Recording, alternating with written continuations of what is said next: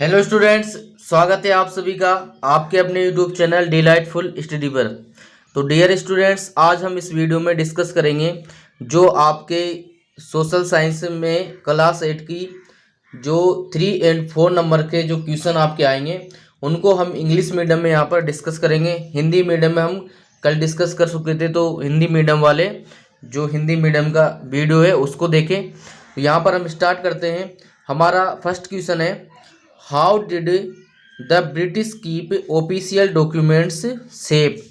तो इसका right answer होगा, they set up records rooms attached to all administrative institutions, the village tahsildar's office, the collectorate, the commissioner's office, the provincial secretaries, the law courts all had their records room.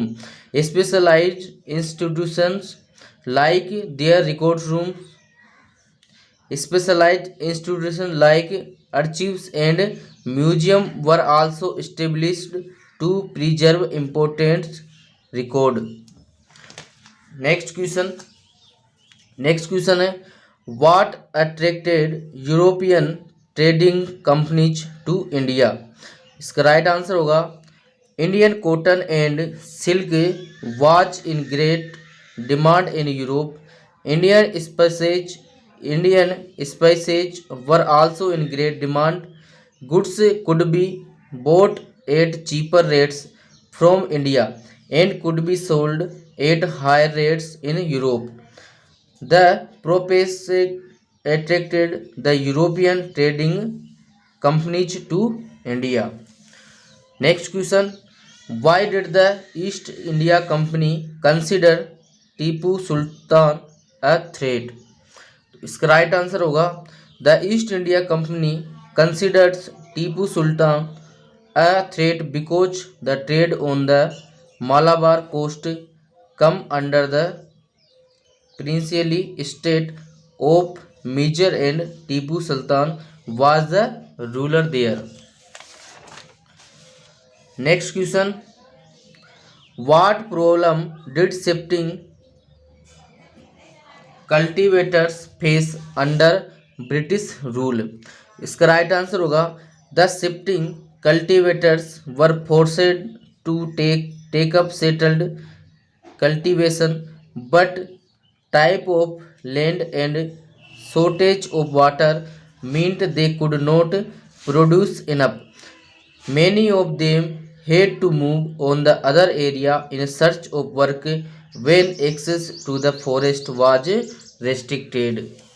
इसके बाद next question, why is important to keep religion separated from the state? इसका right answer होगा, is the very important to separate any religion from the state because only from a secular nation welfare of all people and development of all religions can take place. Otherwise, if any one religion interferes in the political and non-religious affairs of the nation, then it will have these effects on other religions. Next question, how is a new law made in India? इसका right answer होगा, the new law in India becomes law after being signed by the president after being passed after a lengthy discussion in both the houses of parliament. Next question, what is meant by independence of judiciary? इसका right answer होगा, the independence of the judiciary means that the judiciary should be independent of other organs of the government. This means that the judiciary should not be unduly influenced by other organs of government or by any other private interest group. Next question, what is the role of the judge? Role of the जज, right answer होगा इसका, the जज hears all the witnesses and any other evidence presented by the prosecution and the defense. The judge decides whether the accused person is guilty or innocent on the basis of the evidence presented and in an accordance with the law. Next question. What you understand by the word marginalization? Marginalization is a term that refers to those groups of the society which remained ignored in the past due to various social and economic causes. Marginalization comes from the word margin, meaning at the outskirts or periphery. Next question. What are renewable resources and non-renewable resources? Give example. Right answer. Renewable resources. Renewable resources are those which get renewed or replenished quickly. Example: air, such as solar energy, etc. Next, non-renewable non-renewable resources. Non-renewable resources are those which have a limited stock.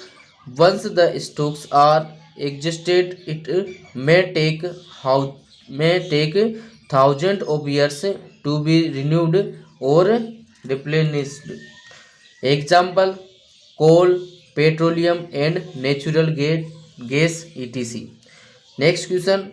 What are metallic and non-metallic minerals? Give example. Right answer. Metallic minerals. Metallic minerals contains metal in raw form. Example: iron ore, bauxite, manganese ore, etc. Non-metallic minerals.